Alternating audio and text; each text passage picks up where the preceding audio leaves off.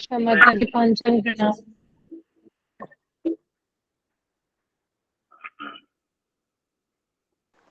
हरे कृष्ण हरे कृष्ण हरे कृष्णा प्रणाम।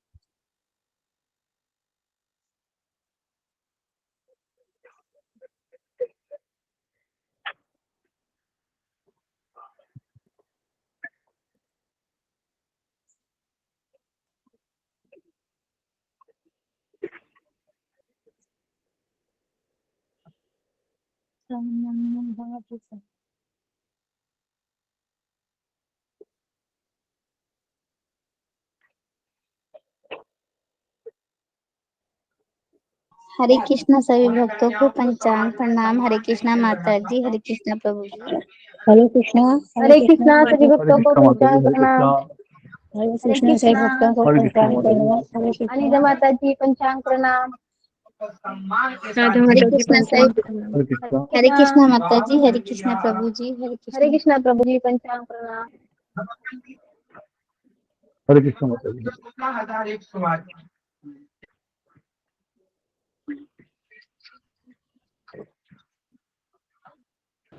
हरे कृष्ण श्री कृष्ण प्रियंका माता जी पंचांग प्रणाम। ऋतुपर्णा माता जी पंचांग प्रणाम।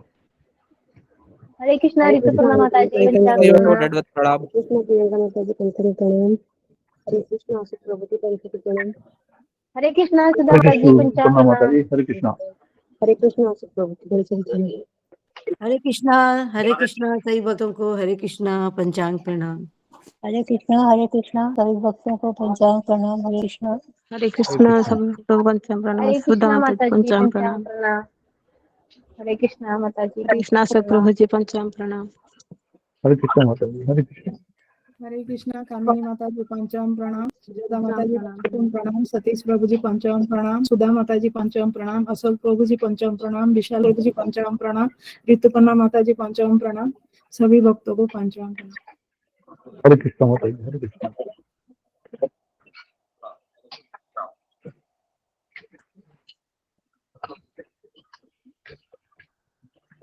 हरे कृष्णा सभी को पंचांग प्रणाम। हरे कृष्णा सभी भक्तों को पंचांग। माता जी पंचांग हरे कृष्ण माता जी हरे कृष्ण हरे कृष्णा प्रतिभा माता जी पंचांग प्रणाम। हरे हरे कृष्णा कृष्ण सुधा माता जी माता पंचांग जी। प्रणाम। हरे कृष्ण प्रतिभा हरे हरे कृष्ण माता जी हरे सभी को कृष्णा पंचांग हरे प्रणाम। कृष्णा हरे कृष्ण प्रतिभा माता जी हरे कृष्ण हरे राम हरे राम राम राम सभी हरे गुरु जी हरे पंचांग कृष्ण प्रणाम। माता जी सभी भक्तों को हरे पंचांग कृष्ण प्रणाम। हरे कृष्ण हरे कृष्णा सभी जी पंचांग सभी प्रणाम। पंचांग प्रणाम। वो दंडवत प्रणाम हरे कृष्णा हरे कृष्ण दंडवत प्रणाम। हरे कृष्ण हरे कृष्णा प्रभु जी पंचांग प्रणाम। सभी हरे माताओं प्रभु प्रभु हरे जियों को पंचांग सभी प्रभु हरे जी प्रणाम। कृष्ण हरे माता पंचांग जी कृष्णा हरे कृष्ण माता जी पंचांग प्रणाम। गुरु जी दंडवत प्रणाम सभी भक्तों को दंडवत प्रणाम। हरे कृष्णा। हरे कृष्ण कृष्ण मोहन प्रभु जी। हरे हरे कृष्ण हरे मोहन कृष्ण जी कृष्णा मोहन प्रभु कृष्ण जी। हरे प्रभु जी। कृष्णा पंचांग प्रणाम। हरे हरे कृष्ण कृष्णा सतीश सभी प्रभु जी, भक्तों हरे को पंचांग चावला प्रणाम। प्रभु जी, हरे प्रभु जी, हरे हरे कृष्ण कृष्णा। प्रभु हरे सब कृष्णा हरे भक्तों को कृष्ण पंचांग सुधा प्रणाम। माता हरे जी कृष्णा हरे प्रभु जी कृष्ण पंचांग प्रणाम। हरे कृष्णा गुरु जी पंचांग प्रणाम। हरे कृष्णा माता जी पंचांग प्रणाम। हरे कृष्ण सुधा माता जी हरे कृष्णा काजल माता जी पंचांग प्रणाम।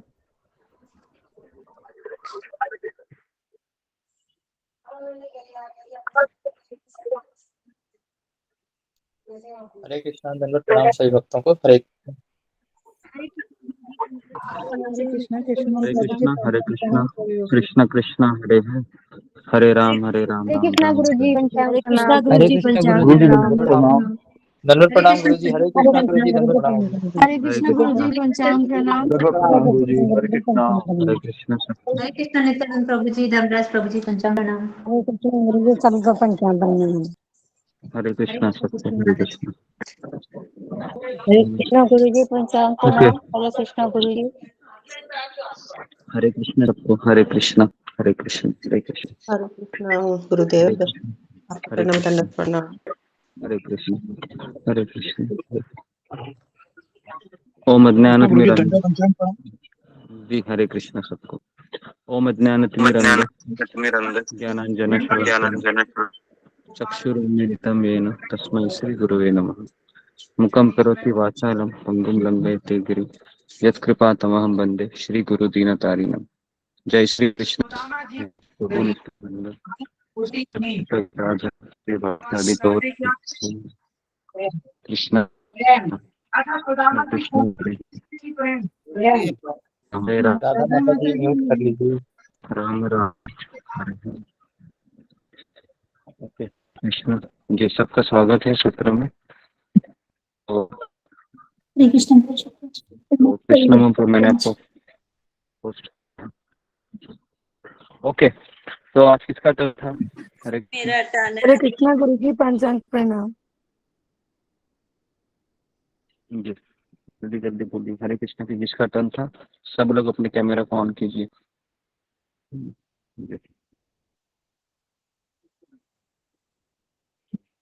जी जिसका टर्न था प्लीज कीजिए कृपया करके, मेरे पास समय कम है। थोड़ा जल्दी से मेरा टर्न है, मैं शुरू कर रही हूँ। जल्दी कृष्णा सर गुरु जी सभी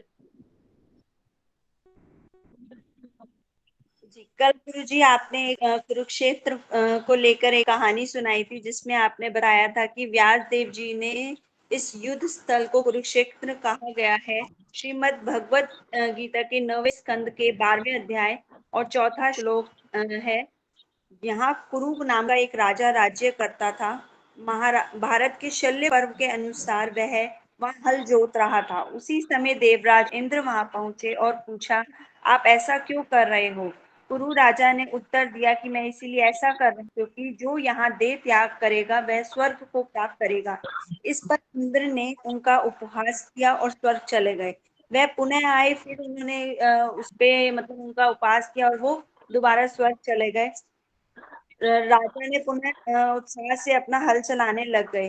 अंततः देवताओं के परामर्श से देवराज इंद्र ने प्रसन्न होकर कुरु राजा को वरदान दिया कि जो भी यहाँ युद्ध में मारे जाएंगे उन्हें स्वर्ग की प्राप्ति होगी। इसीलिए युद्ध के लिए इस क्षेत्र का चयन किया गया था। तभी एक माता जी ने पूछा कि स्वर्ग जाकर क्या फायदा है? गुरु जी आपने उत्तर दिया था कि वहां के लोगों का शरीर मन से बना हुआ है और ब्रह्मा जी का शरीर बुद्धि से बना हुआ है। ब्रह्मा जी इतने इंटेलिजेंट रहे होंगे अपने टाइम में कि वह सारे यूनिवर्स को चलाते हैं। वह एक लीला में कंफ्यूज हो गए थे, जो भगवान द्वारा लीला हुई थी, जब उन्होंने ग्वाल बालाओं को उठा लिया था। सारे स्वर्ग के देवी देवता भी इन कलयुग की पूजा करते हैं। सभी देवताओं का शरीर मन से बना हुआ है। तभी अर्जुन जाते हैं और वह शची माता का नृत्य देखते रहते हैं और बार बार वे शची माता का नृत्य देखते हुए हैं। उनको लगता है कि अर्जुन उनसे आकर्षित हो जाता है, पर फिर वो उन्हें बुलाती है अपने पास और कहती है कि मैं तुमसे बहुत आकर्षित हो गई हूँ। लेकिन अर्जुन उन्हें कहते हैं कि तुम मेरी माता के बराबर हो।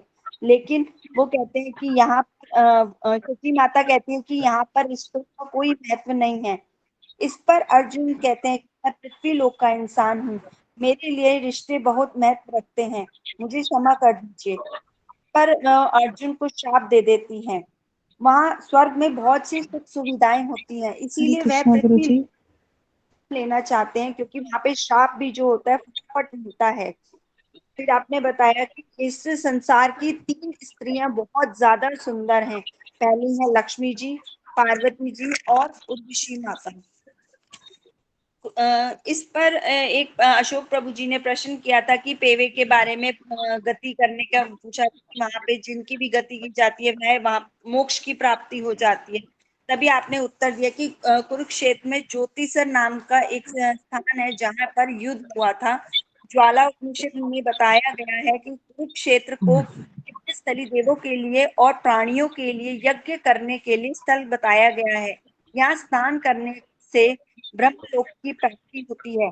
पर हमने स्वर्ग नहीं जाना है, क्योंकि हमें वहां जाना हमारा उद्देश्य है कि हमें गोलोक वृंदावन की तरफ जाना है। वहां पे स्वर्ग जाने वाला जो भी व्यक्ति रहता है वह कहीं कभी न कभी फिर वापस इसी पृथ्वी लोक पर आ जाता है। स्वर्ग लोक में भी दुख है, वहां शाप फटाफट मिल जाते हैं। सरस्वती एवं दृश्यद्वती नदियों के मध्य क्षेत्र को कुरुक्षेत्र कहा गया है। यहाँ पर महर्षि मुद्र और महाराज पृथु ने भी यहाँ पर तपस्या की थी, तो इसलिए यह कुरुक्षेत्र स्थल कहा गया है। परशुराम ने भी क्षत्रियों के विनाश करने के बाद इसी क्षेत्र के अंतर्गत 5 पर यज्ञ किया था। इसीलिए इस स्थल को स्मंत पंचक भी कहा जाता है, और इस क्षेत्र का नाम बाद में क्षेत्र नाम पड़ गया था। संजय, इसके बाद में संजय के बारे में बताया था कि संजय ग्वलगाम नाम के सूत पुत्र थे। सूत माने होता है कि जो लकड़ी का काम करता है, माने कारपेंटर। वह बहुत ही शास्त्रज्ञ, उदार और शास्त्र धर्मात्म थे। इन्हीं गुणों के कारण भीष्म ने और उन्हें और विदुर को धृतराष्ट्र का राजमंत्री अपॉइंट किया था। वह विदुर के स्वरूप ही थे। वह अर्जुन के बहुत प्रिय मित्र थे।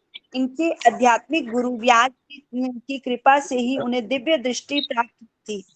जब भीष्म पितामह घायल हो गए थे तो संजय भावुक हो जाते हैं, और वह कभी भी सदा मर्यादा में ही रहते हैं, कभी भी अपनी मर्यादा का उल्लंघन नहीं करते। वह हमेशा धन की बात निडर होकर सबके सामने करते हैं। वह धृतराष्ट्र को जानते थे कि वह कितने कपटी हैं, फिर भी उनकी सेवा ही करते रहते हैं। तभी आपने बताया कि पांडव साक्षात देवताओं के पुत्र थे, फिर भी उन्होंने कितना अपनी जिंदगी में कष्ट झेला था। अर्जुन इंद्र के पुत्र थे, युधिष्ठिर धर्मराज के पुत्र थे, भीम वायु के पुत्र थे, नकुल और सहदेव अश्विनी कुमार के पुत्र थे, और द्रौपदी भी स्वयं अग्नि से ही उत्पन्न हुई थी। फिर भी उन्हें 12 साल वनवास और 1 साल अज्ञातवास में बिताना पड़ा था। अर्जुन नपुंसक की तरह एक संगीत सिखाते थे, द्रौपदी एक रानी की सेवा में लगी हुई थी। युधिष्ठिर जैसे धर्मात्मा होते हुए भी उन्होंने मत्स्य राजा के साथ 64 खेल खेलते थे। उनका नाम वहां पर कंक था। एक बार राजा ने भी उन्हें मारा था, क्योंकि जब मत्स्य देश पर हमला हुआ था तब प्रहल्लाद जो अर्जुन के रूप में थे, उनके पुत्र के साथ वहां पे गए, युद्ध के लिए गए, तभी अर्जुन ने सबको पराजित कर दिया था। यही बात युधिष्ठिर ने जब राजा के आगे बोला तो कि आपके पुत्र की विजय सिर्फ अर्जुन के कारण हुई हुई है, तो तब राजा ने कंक को बहुत मारा, यानी कि युधिष्ठिर को बहुत मारा। द्रौपदी भी भगवान की बहन थी, फिर भी उनकी इज्जत पर हाथ डाला गया था, और ये इज्जत पे यूं हाथ डाला गया था। हमारे साथ जरा सा भी कुछ होता है तो हम सत्संग और माला छोड़ देते हैं। भीम जिनके हाथों में हजारों हाथियों का बल है, फिर भी वह रसोइये का काम करते थे। वे सब भगवान के परिकर थे। और जो सहदेव और नकुल थे, वे सांप घोड़े की उसमें लगे हुए थे, वहां पे सेवा करते थे। वे सब भगवान के परिकर थे। तब आपने परिकर का मतलब बताया कि परिकर का नाम मतलब होता है कि परिसर। इसलिए मंजू माता जी ने द्रौपदी के चरित्र के बारे में पढ़ने के लिए पूछा। साष्टांग प्रणाम। सभी भक्तों को मेरा प्रणाम। के बारे में आएगा, और कुंती महारानी के चरित्र के बारे में भी आगे आपने बताया कि उनका चरित्र बहुत ही सुंदर है। जैसे उनका जन्म हुआ और वह उनके पिता ने उन्हें छोड़ दिया, और वह और को दे दी गई थी। जवानी में ही उनको बच्चा हो गया था। फिर उनके बच्चे बारे में सब कुछ जानती थी कि वो कहाँ है, कैसा है, और यह रहस्य सारा उन्होंने युधिष्ठिर से छुपाया। पर जब युधिष्ठिर को उनके इस रहस्य के बारे में पता चला, जब कर्ण मर गया था, तो वह बहुत रोती। तब महाराज युधिष्ठिर ने सवाल पूछा था कि तुमने यह रहस्य हमसे क्यों छुपा रखा था। फिर युधिष्ठिर महाराज ने इसी पर उनको श्राप दिया कि ये सारी स्त्री जाति को श्राप दिया गया था कि उनके हृदय में कोई भी बात छुपी नहीं रहेगी। इस पे के बाद गुरुजी मैंने इसका उसके बाद वो चार्ट लिखा था जो आपने गीता के पहले अध्याय का बताया था कि इसमें 4 लोग निरीक्षण करते हैं। पहले धृतराष्ट्र करते हैं, फिर दुर्योधन, फिर संजय और अर्जुन। धृतराष्ट्र का आता है श्लोक 1.1 में आता है, वहां पे वो चिंताग्रस्त होते हैं। धर्म क्षेत्र के प्रभाव की आशंका रहती है कि मेरे पुत्र या पांडु के पुत्र जीतेंगे, क्योंकि उन्होंने भगवान की शरण नहीं ली थी। गुरु और कृष्ण को भी शरण ले लेते हैं, वे कभी भी चिंता नहीं करते, क्योंकि उनकी चिंता स्वयं भगवान करते हैं। उसके बाद दुर्योधन का आता है कि वो श्लोक 1.2 से लेके 1.11 तक है कि वह राजनीति खेलता है। पहला गुरु द्रोणाचार्य की त्रुटि दिखाना, तो दूसरा शत्रु सेना के वीरों की गणना करता है कि उनकी सेना में भीम है, अर्जुन है, द्रौपद है, अभिमन्यु है। अभिमन्यु को भी चीटिंग करके मारा गया था। कृष्ण की बहन थी सुभद्रा, उनके पुत्र थे अभिमन्यु। अपनी सेना की प्रशंसा करते हैं, क्योंकि उनकी सेना में द्रोणाचार्य थे, कर्ण थे, भीष्म पितामह थे, ऐसे महान योद्धा थे। चौथा भीम और भीष्म पितामह की भी तुलना करते हैं वो। इसके बाद संजय का आता है, इसमें आपने 2 पार्ट्स में डिवाइड करवाया था कि एक था पांडव के विजय चिन्ह बताए गए थे और दूसरा था भक्त वत्सल पार्थ सारथी श्री कृष्ण, श्लोक नंबर 21-25 तक था। पांडव के विजय चिन्ह जो है श्लोक 12 से 20 के बीच में आते हैं कि पहला है भीष्म का योधन के प्रति करुणा दर्शाता है। दूसरा शंख जो विष्णु के संजय का प्रतीक है और विष्णु के विजय का प्रतीक है। तीसरा दिव्य शंख जो कृष्ण और अर्जुन के शंख को दिव्य कहा जाता है। चौथा माधव लक्ष्मी के पति हैं। पांचवा ऋषिकेश जो इंद्रियों के स्वामी हैं। छठा दिव्य रथ अग्निदेव द्वारा भेंट किया गया था। सातवां था कपिध्वज, हनुमान जी की सहायता थी उसमें, और हनुमान जी का चित्र बना हुआ था और हनुमान जी को सेवा दी गई थी कि उन्होंने युद्ध में सिर्फ वो चिल्लाने का काम दिया गया था उनको, क्योंकि वो रामायण में हीरो बने थे, तो यहाँ पर भगवान ने उनको सिर्फ यहाँ पे चिल्लाने का काम दिया था। आठवां का पांडवों की शंख की कौरवों के हृदय में कांप उठे थे, जो पांडवों ने अपनी शंख बजाई थी उससे कौरव बहुत ज्यादा कांप उठे थे। उसके बाद अर्जुन निरीक्षण करते हैं जो श्लोक 26 से 46 तक आता है, जिसमें वह युद्ध ना करने के कारण देते हैं, और वह 2 कारण होते हैं। करुणा जो श्लोक 27 से 30 तक आता है, और उसमें उसके बाद ये आत्मा बुद्धि जो और शुद्ध भक्ति है, जो 2 कारण बताए गए थे। गुरु जी अभी तक मैंने इतना ही लिखा। हरे कृष्णा गुरु। ओके जी, धन्यवाद। बहुत सुंदर माता जी, हरि बोल, हरि बोल। बहुत सुंदर बोला माता जी, बहुत सुंदर। हरि बोल, हरि बोल। हरि बोल। जय माता जी। हरे कृष्णा गुरु जी, पांचम प्रणाम सभी हरे भक्त सभी कृष्णा, बहनों को मेरा पांचम प्रणाम। हरे कृष्णा गुरु जी को प्रणाम। हरे कृष्ण गुरु जी, पांचांग प्रणाम, सभी भक्तों को पांचांग प्रणाम। हरे कृष्णा गुरु जी, पंचांग प्रणाम। हरे कृष्णा सबको, हरे कृष्णा हरे कृष्णा। ओके, आगे बढ़ते हैं अभी। हरे कृष्णा गुरु अगर जी, आप लोगों पांचांग की प्रणाम। हरे कृष्णा हरे कृष्णा, आगे बढ़ते हैं जी। सब लोग अपने माइक को बंद कीजिए और कैमरा को ऑन रखिए जी। ओके, तो आज मोहिनी एकादशी है, तो आज का व्रत पालन करने से हमारे जन्म जन्मांतर के पाप है वह चले जाते हैं। तो इसलिए है ना, पापों से छुटकारा पाने के लिए अच्छा अवसर है आज कि हमें एकादशी का व्रत करना चाहिए, है ना। और आज 1 तारीख है और आने वाले 4 तारीख के दिन नरसिंह चतुर्दशी है। तो मैं पहले से अनाउंसमेंट कर रहा हूँ कि आने वाले 4 तारीख के दिन गुरुवार आता है और गुरुवार के दिन हमें सूर्यास्त तक उपवास करना है। सूर्यास्त के समय ही नरसिंह भगवान प्रकट हुए थे प्रहलाद महाराज की रक्षा के लिए। ठीक, तो उस समय भी हमको सूर्यास्त तक हमको उपवास रखना है। तो गुरुवार के दिन हमको है, तो उस दिन हम आपको नरसिंह चतुर्दशी का कथा बताएंगे कि कैसे प्रहलाद महाराज की रक्षा के लिए नरसिंह भगवान ने अवतरण लिया था। तो हमारे भगवद गीता 2 चैप्टर पूरे हुए हैं ना, बहुत ये 2 चैप्टर हमने इतना किए हैं, इसके ऊपर कि मुझे ऐसा लगता है कि अगर आप सो गुरु जी गए आवाज डिस्टर्ब हो रही है। और अगर आपको गुरु जी आवाज कट रहा है। नहीं आ रहा है। हरे कृष्णा गुरु जी पंचांग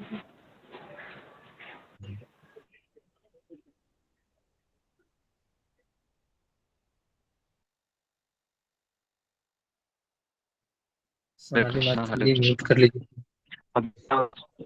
हरे कृष्णा हरे कृष्ण कृष्ण हरे हरे हरे राम हरे राम राम हरे। क्या आवाज आ रहा है? हरे कृष्णा अभी भी क्लियर नहीं गुरु जी। कृष्णा हाँ। नहीं गुरु जी क्लियर नहीं। क्लियर नहीं है गुरु जी।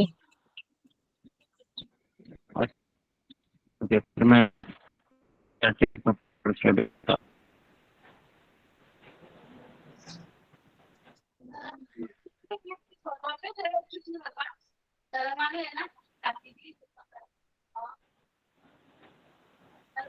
हरे कृष्णा गुरु जी पंचांग प्रणाम।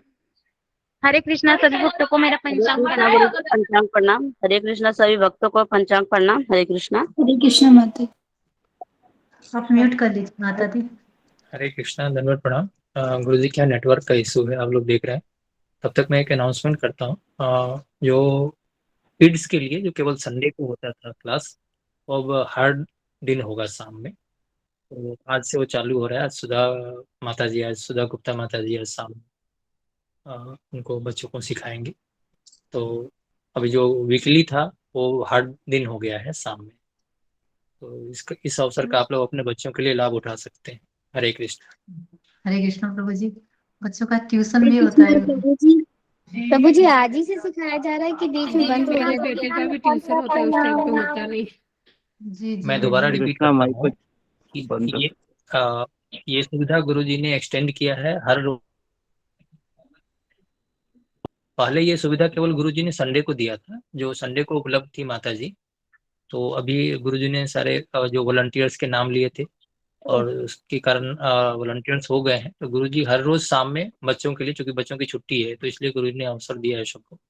तो इसका आप लाभ उठा सकते हैं। जिनका ये डाउट है कि आपके बच्चे का ट्यूशन है तो आपको एडजस्ट करना है, जो उसमें आएंगे उनको शिक्षा दी जाएगी और उसका लाभ उठा सकते हैं। हरे कृष्णा। हरि देख बोल हरि बोल बोल प्रभु जी। हरे हरे हरे कृष्ण। जी था उन्हें गुरु जी नहीं आ आवाज रही नहीं गुरु आ जी, रही है नहीं आ आपकी। रही। तो हमेशा अभी भी आवाज कट रही है आपकी।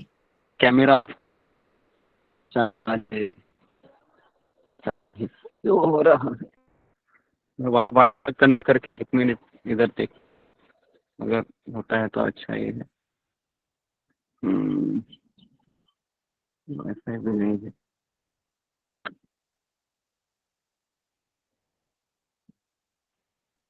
ओके जी, तो मेरा माइक है वह वीडियो मैंने ऑफ किया है, शायद आवाज क्लियर हो जाए, है ना। ताकि अभी आवाज आ होगी वीडियो ऑफ करने के बाद। हरे कृष्णा कृष्ण कृष्ण हरे हरे, हरे राम राम राम हरे हरे। हरे कृष्णा कृष्ण कृष्ण हरे हरे, हरे राम राम हरे हरे।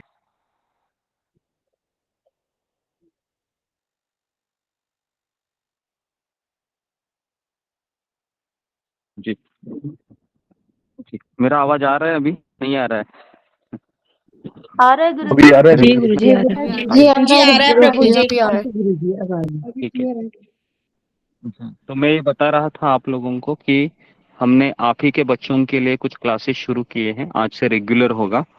देखिए, इसके ऊपर काफ़ी मेहनत मुझे करनी पड़ती है ना। हर एक टीचर को डेटा देना, सब कुछ करना एक तरीके से। लेकिन मैं देख रहा हूँ कि हमारे यहाँ पर 100 लोग आते हैं, है ना, लेकिन बच्चे केवल 10 या 15 ही रहते हैं। तो ये ठीक नहीं है ना। क्योंकि आप लोग गीता तो सुन रहे हैं, लेकिन आप आपके बच्चों को भी इसमें लगाइए, है ना। क्योंकि ये स्कूल तो हमेशा चलता ही रहेगा, है ना, क्योंकि उसमें तो कुछ, लेकिन ये संस्कार देने का काम है, ये होना बहुत जरूरी है। अगर आप सोच रहे हो कि मेरे बच्चों को स्कूल की पढ़ाई बहुत इम्पोर्टेंट है और ये गीता भागवत से कुछ होने वाला है नहीं, तो फिर ये हमारा भ्रम है ना, क्योंकि character is very important then career, है ना, करियर से भी कैरेक्टर ज्यादा इंपॉर्टेंट है। तो कैरेक्टर डेवलप करने के लिए क्लासेस हो रहा है, तो आज शाम को 6 से 7 बजे हमेशा ये होगा, है ना। तो इसलिए आप आपके बच्चों को उस समय के लिए फ्री रखिए ताकि वो कुछ पढ़ पाए, कुछ सीख पाए। ओके, तो ये एक अनाउंसमेंट करनी थी। उसके बाद एक बताना था कि ओके, आज एकादशी है जैसा कि हमने कहा। ओके, तो हमारे 2 चैप्टर हैं वो कवर हो चुके हैं। तो पहला अध्याय का जो नाम है वो है कुरुक्षेत्र पे सैन्य निरीक्षण, वो भी हमने अच्छे से किया है। एक हफ्ता तो हमने उस पर चार्ट रिवीजन करवाया आप लोगों के लिए। और दूसरा है कि गीता का सार, है ना। तो अभी मैं थोड़ा सा आपको 2 अध्याय का समरी बताता हूँ कि क्या हो रहा है भगवत गीता में। जैसे धृतराष्ट्र है, ये संजय से प्रश्न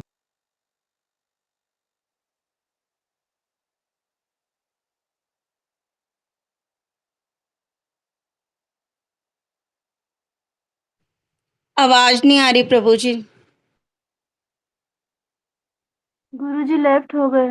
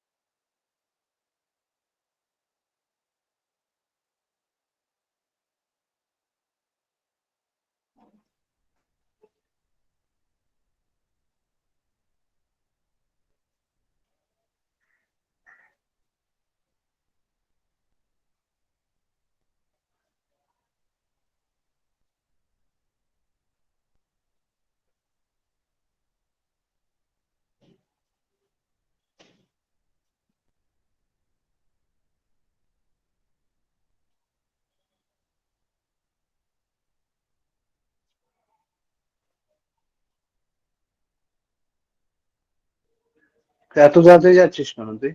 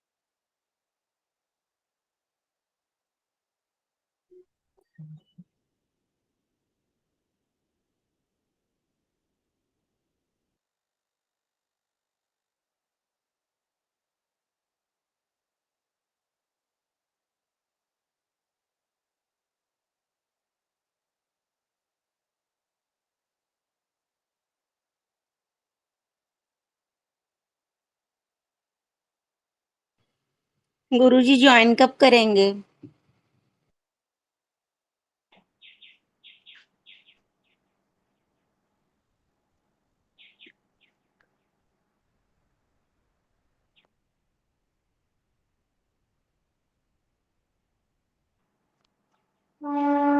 हरे कृष्णा।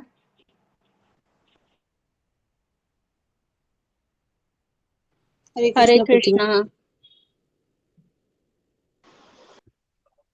हरे कृष्णा। थोड़ा थोड़ा सा वेट कर। शायद हरे गुरुजी का कृष्णा। Phone wait. हरे कृष्ण। हरे कृष्णा। हरे कृष्ण। हरे कृष्ण। हरे कृष्णा। प्रणाम सभी को। हरे कृष्णा माता जी, आवाज नहीं आ हरे कृष्णा माता जी, हरे कृष्णा।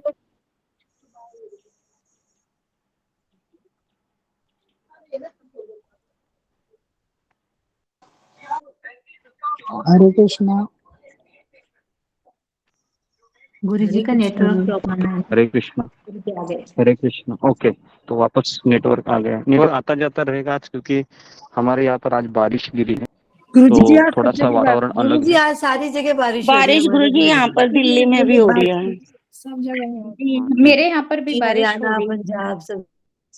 जी जी, अभी बारिश के ऊपर आप 10 मिनट मेरे गवाइए मत, है ना, शांत रहिए, ठीक है।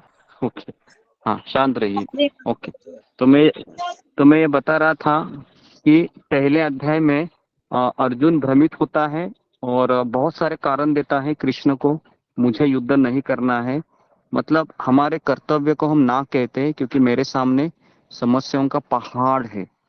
हाँ, तो अर्जुन कहता है देखो कृष्ण, मेरे सामने समस्या ही समस्या दिख रही है, मुझे युद्ध नहीं करना है, ठीक है। तो इस तरीके से पहला अध्याय खत्म होता है। दूसरे अध्याय में कृष्ण अर्जुन को बहुत डांटते हैं, कहते हैं कि तुम नपुंसक की तरह बातें करते हो, शर्म नहीं आती तुमको, तुम क्षत्रिय हो, तुम रो रहे हो, चूड़ियां पहना है क्या तुमने, ऐसे इतने सारे सवाल करता है। अभी मित्र है ना, मित्र एक दूसरे मित्र को बोल सकता है ना, लेकिन फिर भी अर्जुन मित्र कहते हैं आपके सामने केशव अगर आपके दादाजी होते, आपके गुरु होते तो क्या बाण चलाते, है ना, ऐसा आर्गुमेंट करता है। फिर अर्जुन कृष्ण कहता है अभी आर्गुमेंट कर रहा है मेरे से, ठीक है अभी मैं चुप हो जाता हूँ। तो कृष्ण चुप हो जाते हैं अभी, है ना। उसके बाद फिर अर्जुन भी देखता है अरे मैंने शायद कुछ गलत बोला लगता है, और उसके बाद कहता है अभी मित्रता का काम नहीं चलेगा। अभी अर्जुन कृष्ण को रोते रोते कहता है हे कृष्ण, मैं अभी भ्रमित हो गया हूँ, मुझे आप समझाइए मेरे लिए क्या है बुरा। तो यहाँ पर अर्जुन कृष्ण को गुरु के रूप में स्वीकार करता है। यहाँ पर गीता शुरू होती है। पहले दूसरे अध्याय में कृष्ण अर्जुन को आत्मा का ज्ञान देकर कहता है कि देखो अर्जुन, आत्मा को भिगोया काटा नहीं जा सकता, इसलिए तुम्हारे दादाजी है, तुम्हारे गुरु द्रोणाचार्य है, कभी मरेंगे नहीं, ये हमेशा रहेंगे, पहले भी थे आज भी है कल भी रहेंगे, इसलिए तुम्हारा होना है ये अज्ञान के कारण हो रहा है, इसके लिए ये आंसू तुम्हारे कुछ काम के नहीं है, इससे अच्छा है उठो धनुष्य बाण ले लो युद्ध करो। इतना होने के बाद कृष्ण अर्जुन को कहते हैं ठीक है, भले तुम अगर नहीं सोच रहे हो कि तुम आत्मा हो, लेकिन तुमको मैं अभी ये कहने जा रहा हूँ अगर तुम युद्ध करोगे तुमको राज्य मिलेगा, अगर तुम युद्ध हारोगे तो स्वर्ग मिलेगा, तुम्हारे दोनों हाथ में लड्डू है, इसलिए है अर्जुन तुम युद्ध करो। लेकिन बाद में कृष्ण अर्जुन को कहते हैं रुको रुको रुको रुको अर्जुन, देखो अगर तुम अपने धर्म का भी पालन करोगे ना तो स्वर्गलोक में जाओगे, फायदा कुछ नहीं होगा, वहां से वापस आना पड़ेगा, इससे अच्छा मैं तुम्हारे लिए एक रामबाण उपाय बताता हूँ। अर्जुन कहता है बताइए। कृष्ण कहते हैं देखो अर्जुन, अगर तुम निष्काम कर्म करेगा, मतलब हाँ कर्तव्य के निभाते हुए केवल युद्ध करेगा, तो तुम मुक्ति के लिए लायक बनोगे, मतलब सुख दुख मान अपमान कुछ भी हो तुम्हारे साथ, क्या करो अपना कर्तव्य को निभाओ, है ना। इस तरीके से भगवान अर्जुन को एनकरेज करते हैं निष्काम कर्म के लिए। लेकिन उसके बाद भगवान कहते हैं कि निष्काम कर्म से भी अच्छा है बुद्धि योग। बुद्धि योग का अर्थ क्या है कि हे अर्जुन, मेरे लिए कर्म करो ना, है ना, धर्म के लिए कर्म करो, मैं चाहता हूँ कि तुम युद्ध करो, है ना, तो इसलिए मैं तुम्हारा गुरु हूँ, तुम मेरा शिष्य है ना, इसलिए अगर तुम मुझे प्रसन्न करोगे, मेरी आज्ञा के अनुसार कार्य करोगे, तो तुम वैकुंठ लोक या वैकुंठ लोक में प्रवेश करोगे, तुमको जन्म मरण नहीं मिलेगा, सोचो क्या करना है। अभी इसके बाद फिर अर्जुन के मन में आता है इतना सब आप कृष्णा बता रहे हो, मुझे बताओ कि ऐसा कौन व्यक्ति है, वो कैसे बोलता है, कैसे चलता है। तो कृष्ण अर्जुन को सब बताते हैं कि किस तरह से वो चलता है ना, हमने चार्ट भी दिखाया है। तो इस तरह सारा चीज बताने के बाद अभी तीसरा अध्याय शुरू हो रहा है, ठीक है। तो अभी तीसरा अध्याय में हम प्रवेश कर रहे हैं, तो इसके लिए ध्यान पूर्वक सुनिए, क्योंकि ये तीसरा अध्याय में भी अर्जुन कंफ्यूज होता है, ठीक है। अर्जुन है वापस एक बार कंफ्यूज होता है, जैसे कोई बच्चा है ना, मुझे याद है कि जब हम 10वीं करके, है है ना। 10वीं हमने हमारी मराठी मीडियम में किया। हमने मराठी मीडियम मतलब हमारा जो लोकल लैंग्वेज है ना, उसमें हमने हमारी 10वीं तक पढ़ाई की। तो इसलिए हम जब 11th में गए थे तो हमें कुछ समझ में नहीं आ रहा था। 6 महीना कुछ नहीं। जितने भी टीचर आते थे सब बायोलॉजी, हमने साइंस लिया था तो बायोलॉजी, केमिस्ट्री, मैथमेटिक्स, ये सारे सब्जेक्ट वो पढ़ाते थे। मुझे कुछ समझ में नहीं आता, वो इंग्लिश में बोलते थे फाड़ फाड़ फाड़ फाड़, है ना। हालांकि वो मेरा ही सिलेबस था, लेकिन कुछ समझ में ही नहीं आ रहा था। तो ऐसी ही अवस्था यहाँ पर अर्जुन की होती है। भगवान कृष्ण अर्जुन को क्या क्या सांख्य योग बताते हैं, आत्मा का ज्ञान, सकाम कर्म, निष्काम कर्म, बुद्धि योग, कर्म कांड, इतना सारा चीज बताते हैं कि अर्जुन तीसरे अध्याय की शुरुआत में वापस एक बार कहता है, हे कृष्ण मुझे बताओ मैं युद्ध करूं या मैं युद्ध नहीं करूं। क्या लगता है आपको, बताइए। आप एक लाइन में बताइए। इतना नॉलेज देके मुझे कुछ समझ में ही नहीं आया कि मुझे आप क्या बोलना चाह रहे हैं। आप मुझे बताइए कि मुझे अभी अभी आपने कहा कि ये युद्ध करना ये घृणित कार्य है ना, और ज्ञान अर्जित करना ये पवित्र कार्य है। तो इसलिए मुझे ऐसा लगता है कि मुझे ज्ञान अर्जित करना चाहिए। तो इसलिए मैंने अभी दूसरे अध्याय में यही समझा है कि ये युद्ध करना है ये घृणित कार्य है, क्योंकि इससे खून खराबा होने वाला है। और आप मुझे वापस कह रहे युद्ध।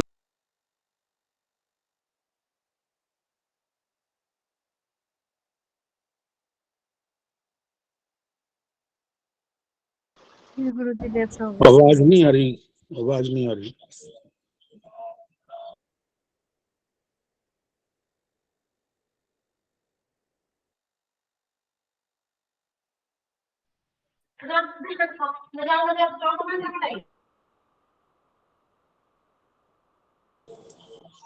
किसी को भी आवाज नहीं आ रही?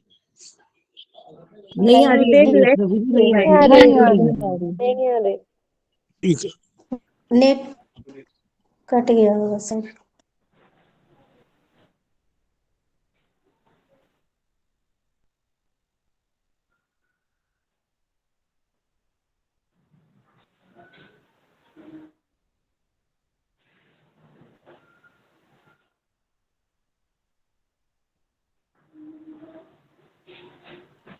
जी माता जी, आपने कल बहुत अच्छा क्लास दिया था बच्चों को। माता जी रिकॉर्डिंग आती है उसकी? बच्चों की क्लास की आई है, रिकॉर्डिंग तो आई आज है, आई है आज रिकॉर्डिंग। हाँ पोस्ट जी भी माता हुई है उसकी। रिकॉर्डिंग सुनो, रिकॉर्डिंग आई हुई है। धन्यवाद माता जी। सब गुरुदेव ने दिया था, बस वही चीज बोल दी मैंने तो। जी जी, मैंने तो कुछ नहीं किया। एक मिनट आप जरा अपना माइक को बंद रखते रहिए, कुछ बोलिए मत, है ना। मैं 1-2 मिनट में आता रहूंगा, नहीं तो उसमें पूरा लिंक डिस्कनेक्ट हो जाता है। कहाँ पर था मैं? ज्ञान अर्जुन पवित्र कार्य है, इस वाले पॉइंट पर थे आप। ओके। तो बेसिकली देखो दूसरे अध्याय में अर्जुन ने क्या समझा है, अगर ये आपको समझ में आया ना तो ही आप तीसरे अध्याय में जाके फायदा है। तो इसलिए मैं पहले आपको तीसरा चैप्टर के लिए क्या मनोवृत्ति होनी चाहिए उसको मैं आपको तैयार करा रहा हूँ। क्योंकि अर्जुन अभी 2 अध्याय सुना है और आप लोग भी 2 अध्याय सुने हैं, बराबर है। तो मैं ये नहीं चाहता हूँ कि आप भी अर्जुन की तरह भ्रमित हो जाए तीसरे अध्याय की शुरुआत में। समझ में आ रहा है? मैं ये नहीं चाहता हूँ कि आप भी तीसरे चैप्टर के साथ में भ्रमित हो जाए। तो इसके पूर्वक अर्जुन ने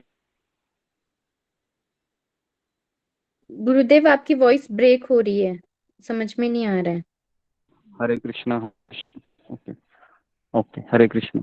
अभी आ रही है आवाज मेरी? हरे कृष्णा हरे कृष्णा कृष्णा हरे हरे।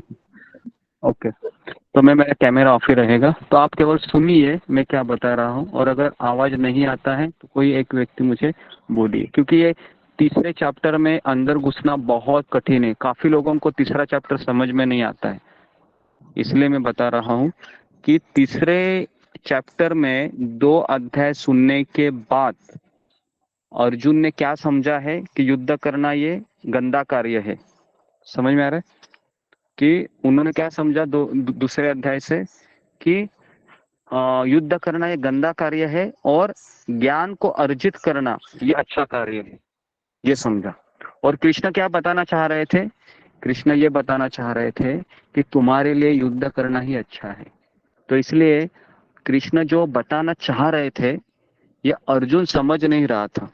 समझ में आ रहा है ना? तो इसके लिए तीसरे अध्याय के शुरुआत में ही आप समझिए कि कृष्ण है स्टूडेंट ये बताना चाह रहे थे कि देखो 1+1 2 होता है, लेकिन अर्जुन क्या समझ रहा है 1+1 0 होता है।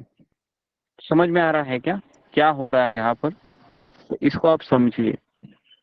तो अभी मुझे बताइए कि अगर कोई कर्म है सरकार की इच्छा से करता है और कोई फौजी है मान लो, है ना, सरकार की इच्छा से वह पाकिस्तान के किसी फौजी को गोली से मार कर उसको मार देता है, गोली से छल्ली कर देता है, तो हमारी भारत की सरकार उसे इनाम देगी या सजा देगी?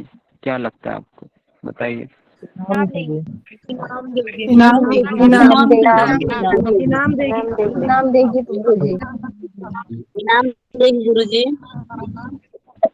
इनाम देगी। और अगर वही फौजी जी और अगर वही फौजी है छुट्टियों में अपने घर आता है और वो पड़ोसी से उसका झगड़ा होता है और वो अपनी ही उसी गन से वह अपने पड़ोसी के छाती में सारे बंदूक के गोली उतार देता है, तो अभी उसको भारत सरकार इनाम देगी या उसको जेल में जाना पड़ेगा?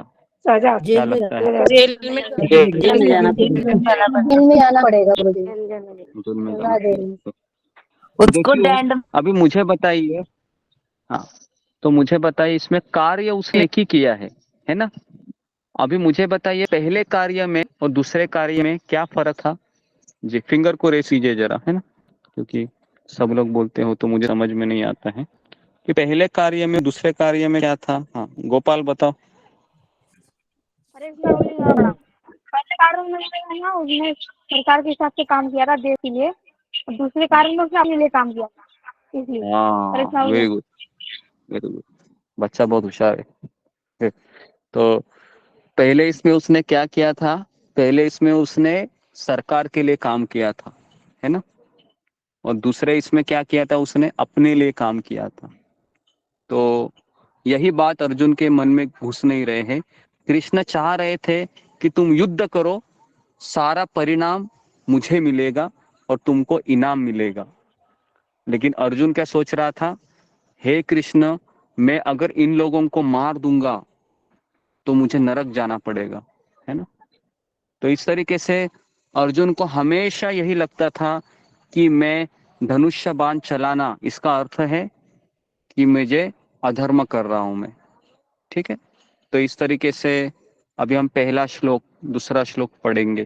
तो आपको समझ में आ रहा है? मैंने अभी जो आपको 10 मिनट में बताया कि कृष्ण क्या समझाना चाह रहे हैं। देखो अर्जुन तुम युद्ध करो, और कृष्ण और अर्जुन क्या समझ रहे हैं? कृष्ण मुझे युद्ध नहीं करना है क्योंकि आप मुझे यही कह रहे हैं कि ये घृणित कार्य है। लेकिन कृष्ण ने घृणित कार्य नहीं कहा इसको, कृष्ण ने घृणित कार्य उसको कहा ही नहीं है युद्ध करना।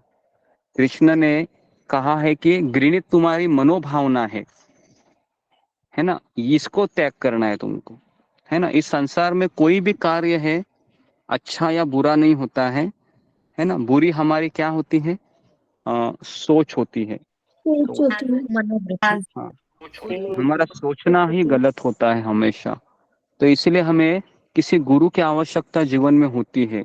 जो व्यक्ति हमेशा अपने गुरु के बताए हुए आदेश पे रोज का जिंदगी जीता है उसके जीवन में तकलीफ आने के बाद भी वह भ्रमित नहीं होता है। और जो व्यक्ति गुरु करने के बाद भी अपने ही मन से चलता है उसके जीवन में जब छोटा छोटा चीज भी बहुत बड़ा लगता है। तो इसको है ना बहुत इसको दिमाग में डालना जरूरी है, क्योंकि इसके लिए हमने शुरुआत में आज एक भजन गाया था, अगर आपको याद होगा, आत्मनिवेदन है न, तू आप दे करी। हम जब गुरु के प्रति आत्मनिवेदन करते हैं, कृष्ण के प्रति, तो हमारी सारी चिंताएं चली जाती हैं। ओके, तो पहला और दूसरा श्लोक है ना, तो मैं अभी आपको पहला दूसरा श्लोक में अर्जुन क्या बताना चाह रहा है ये आपको मैं बता रहा हूँ।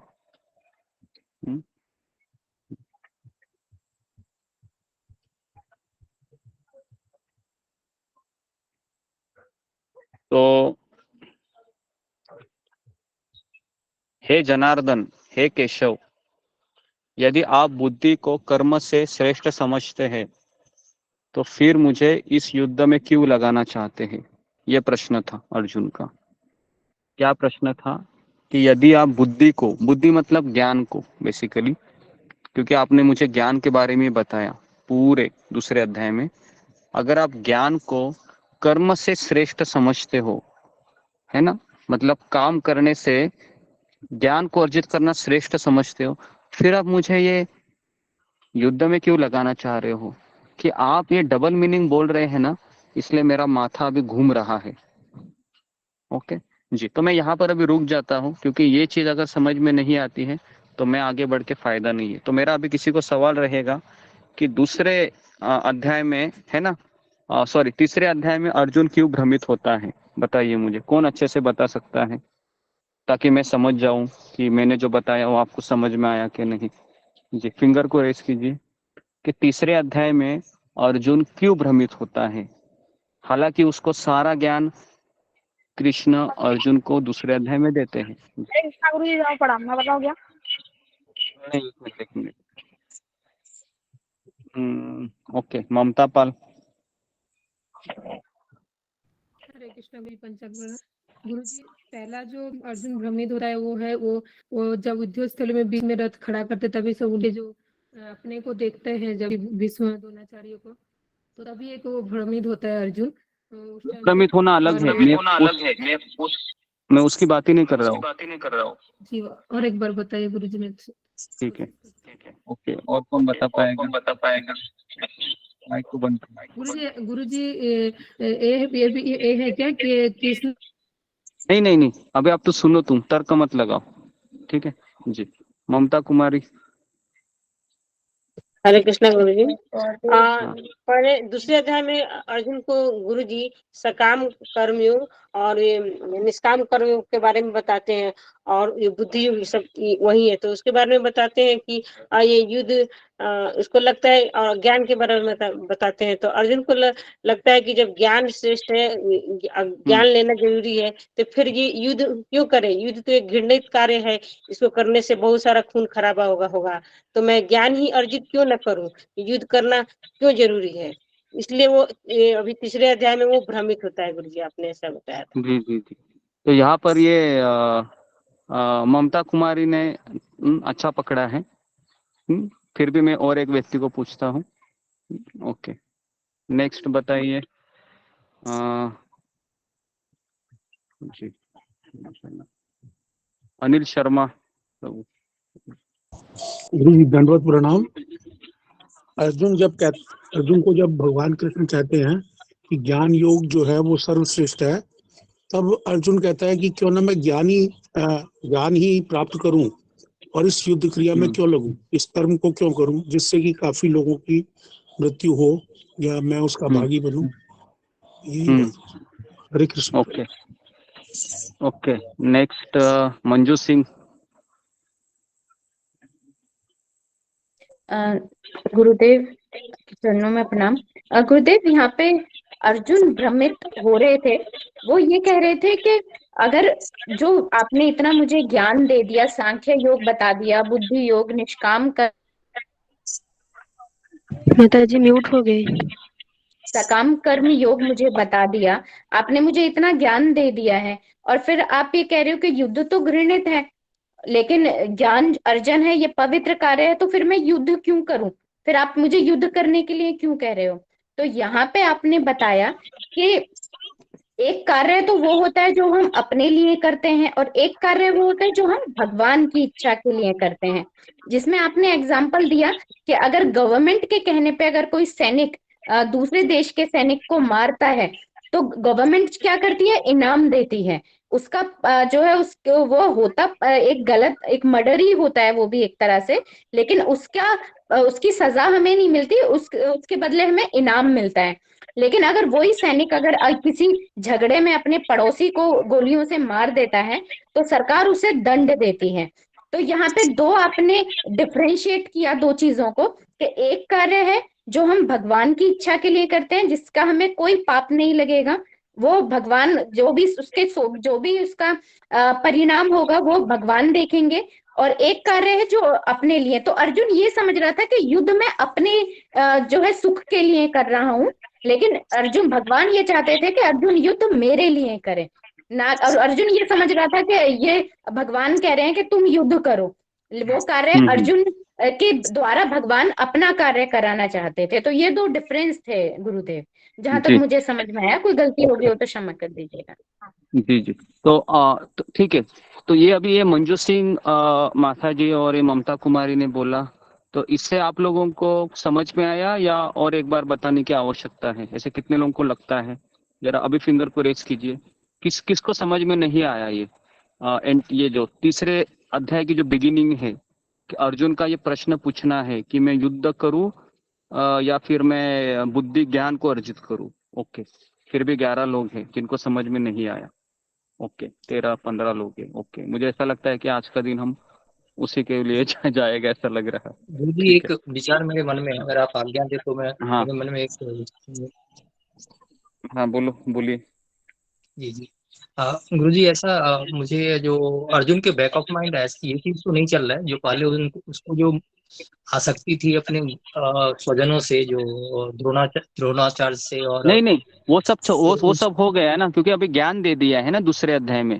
पहले अध्याय में कंफ्यूज होना अलग है और तीसरे अध्याय में कंफ्यूज होना अलग है ना। पहले अध्याय में वह अज्ञान से भ्रमित होता है और तीसरे अध्याय में वह ज्ञान से भ्रमित हो रहा है। समझ में आ रहा है क्या? तीसरे अध्याय में उसको ज्ञान मिला है ना, दूसरे अध्याय में सब कुछ तो कृष्ण ने कहा। अभी जैसा मैं आपको यहाँ पर अभी बताया ना, तीसरे अध्याय पूरा, फिर भी लोगों को समझ में नहीं आया। तो ऐसा ही कुछ हुआ है यहाँ पर। समझ में आ रहा है आपको? हाँ, ये ऐसा ही हुआ। ठीक है, तो अभी मैं वापस बता रहा हूँ। अपने आप को कर्ता मान रहा है। नहीं, कर्ता वगैरह नहीं, उसे ये नहीं पता कि आत्मा को मारा नहीं जा सकता। नहीं, करता नहीं है। एक्चुअली क्या हुआ क्या है पता है क्या? जैसे कभी कभी देखो, कभी माँ है अपने बच्चों को कहती है कि बेटा तुम ये करो, ये नहीं करो, तो बेटा क्या समझता है? बेटा समझता है कि माँ मुझे ये बता रही है कि गलत काम करो और अच्छा काम को छोड़ दो। समझ में आ रहा है ना? ऐसा कुछ हो रहा है अभी यहाँ पर।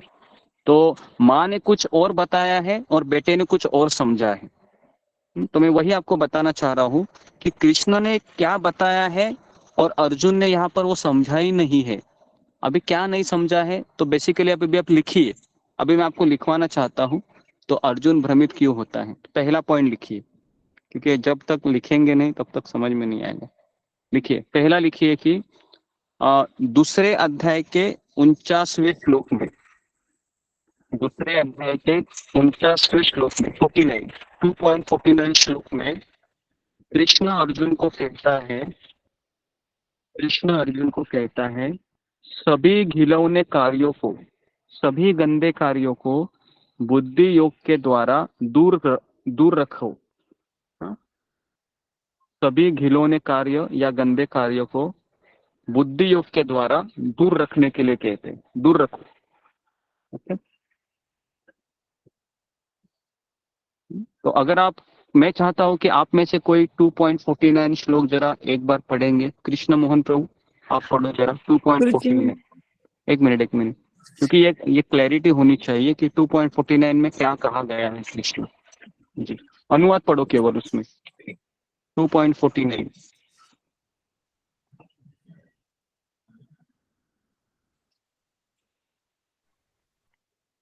मैं पढ़ूं गुरुजी? गुरुजी मैं पढ़ूं? अच्छा, उनके पास नहीं है तो ठीक है। अशोक चावला मैं पढ़ूं क्या? मिल गया। एक मिनट, ये पढ़ाने के लिए आप हाँ बोलिए 2.4 हाँ बोलिए अशोक हे सौरभ लोग। धनंजय हाँ हे धनंजय, भक्ति के द्वारा समस्त गर्हित कर्मों से दूर रहो और उसी भाव से भगवान की शरण ग्रहण करो। जो व्यक्ति अपने काम कर्म फलों को भोगना चाहते हैं वे कृपण हैं।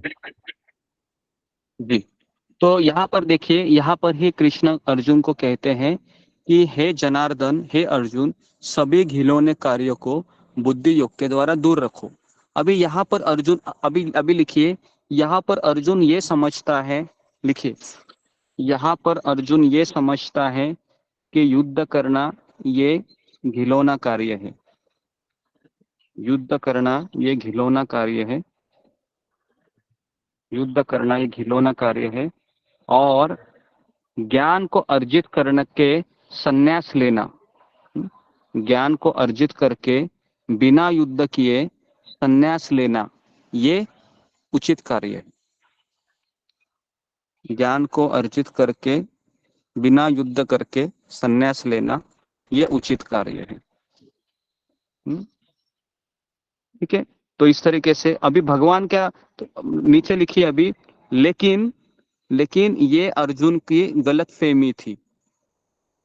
ये अर्जुन की गलत फहमी थी या ये अर्जुन का गलत मत था। ये अर्जुन की गलत धारणा थी, ऐसा लिखिए। ये अर्जुन की गलत धारणा थी या गलत मत था या गलत फहमी थी, जो भी है। ठीक है, तो हाँ नीचे लिखिए, कृष्ण अर्जुन को ये समझाना चाह रहे थे, कृष्ण अर्जुन को ये समझाना चाह रहे थे कि निष्काम कर्मयोग का पालन करो। निष्काम कर्मयोग का पालन करो। कृष्ण अर्जुन को ये समझाना चाह रहे थे कि निष्काम कर्मयोग का पालन करो। परंतु अर्जुन ने सोचा कि युद्ध करना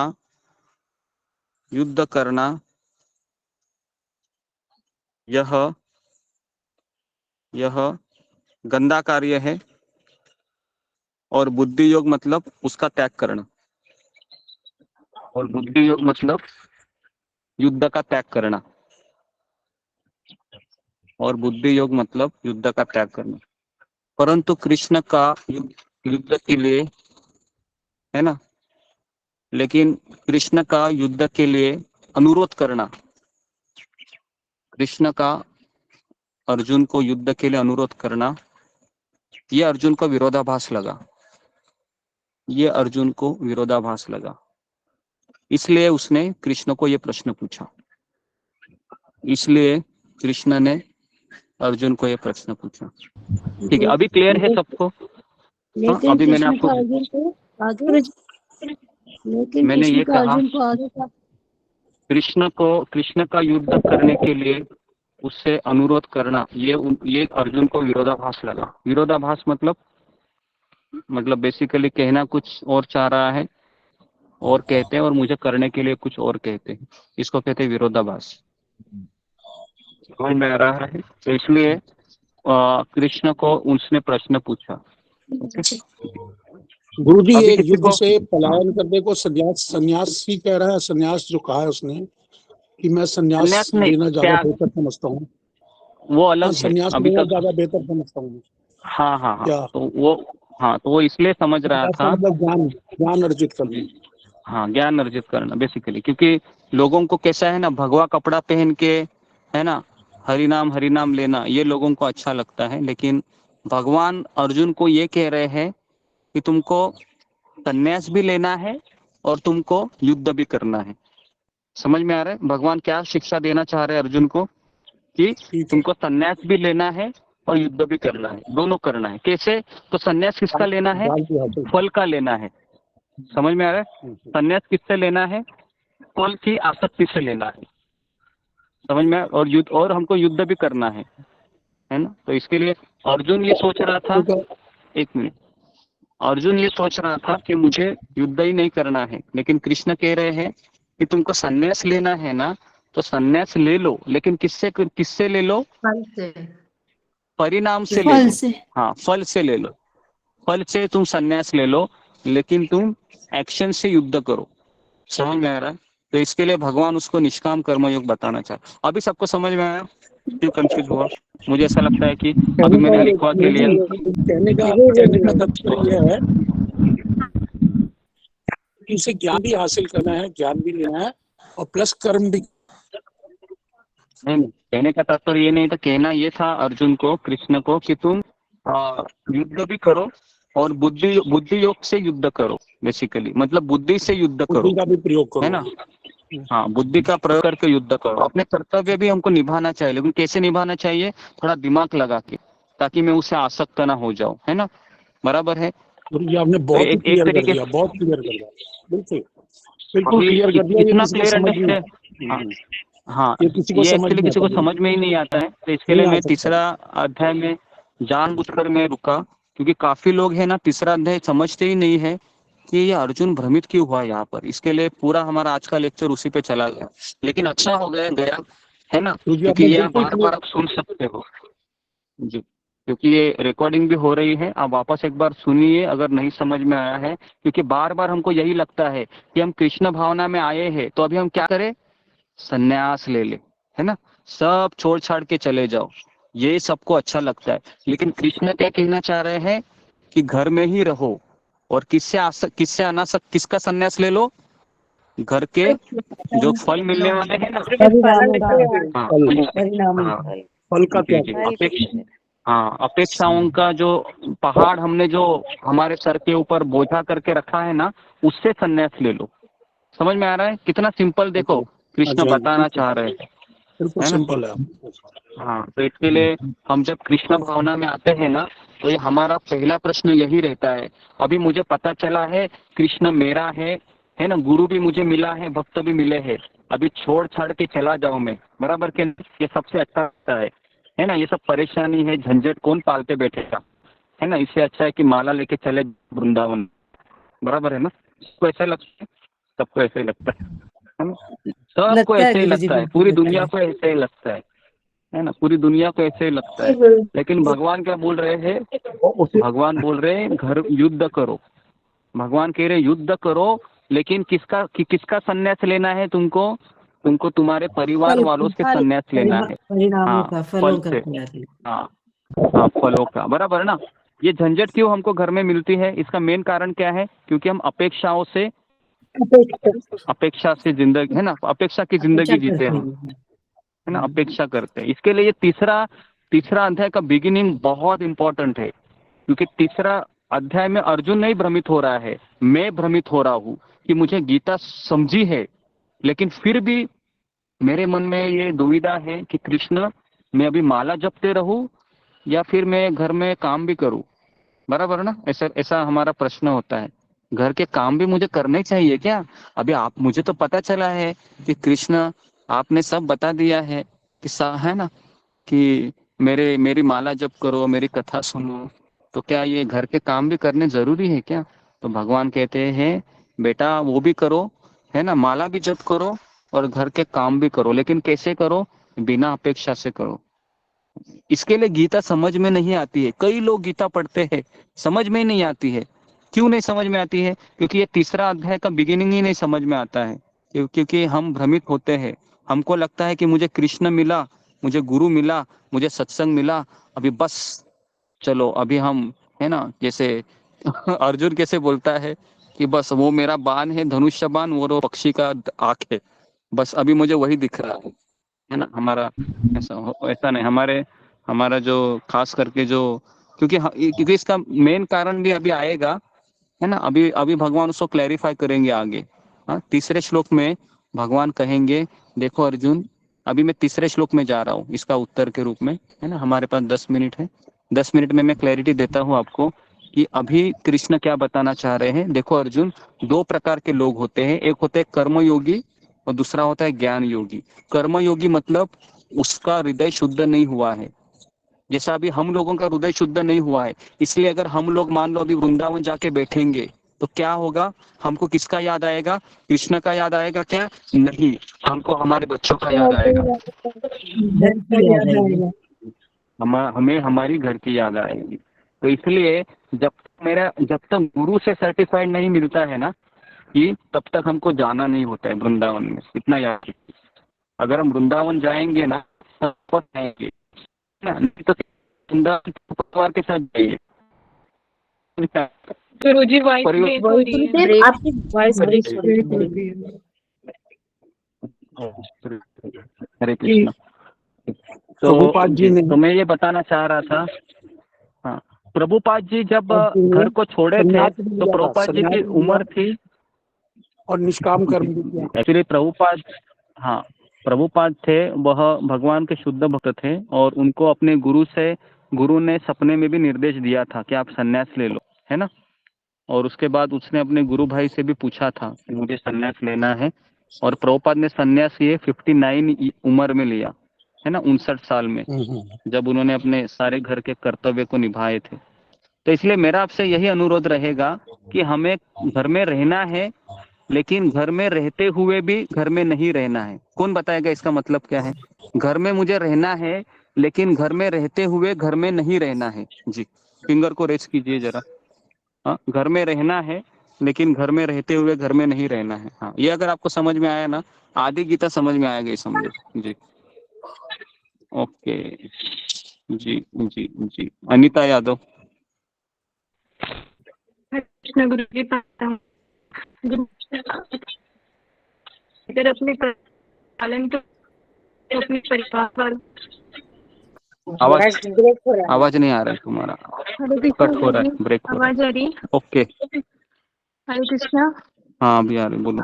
गुरु जी, इसका अर्थ ये है कि हमें घर में रहकर अपने कर्म तो करने हैं, कर्तव्य का पालन तो करना है, परंतु अपने परिवारजनों से आसक्त नहीं होना है।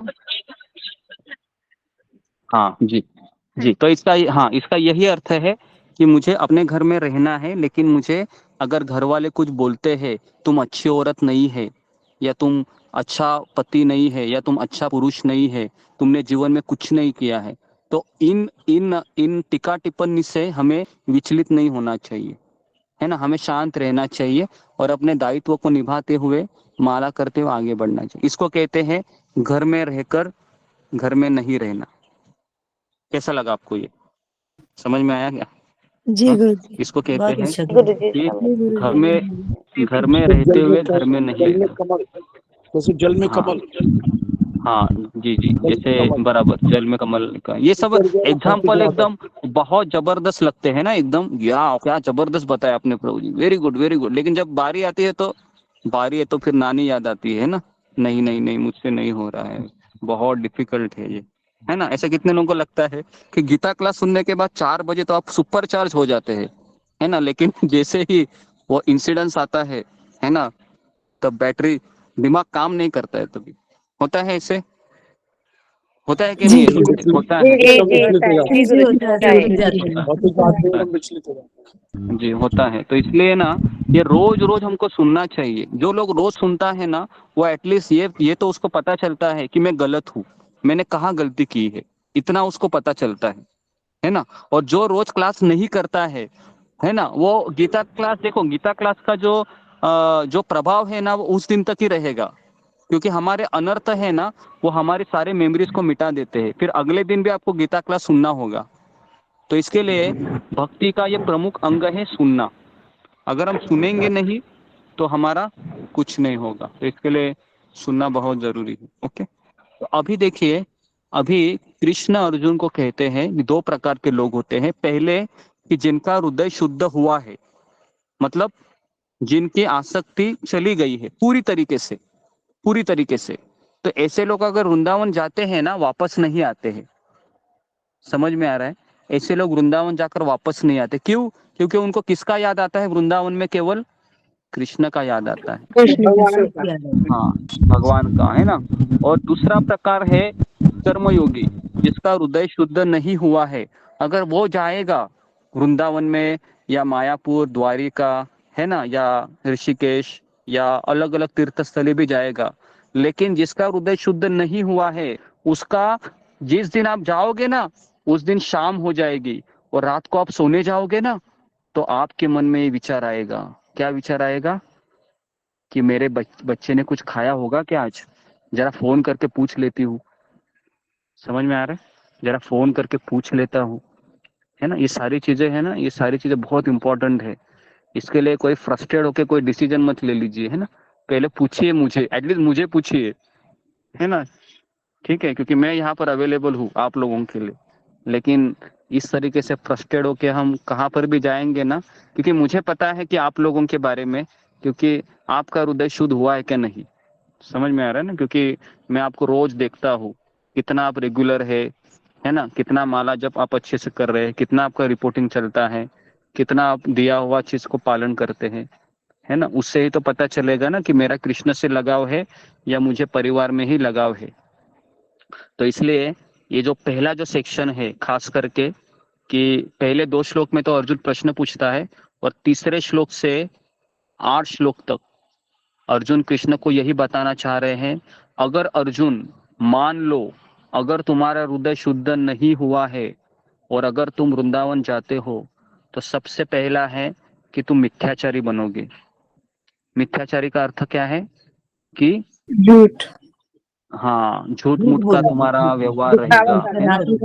दिखावा करता है। हाँ, दिखावा करेगा तुम जाके, क्योंकि क्यों दिखावा करेगा, क्योंकि मेरा हृदय शुद्ध नहीं हुआ है।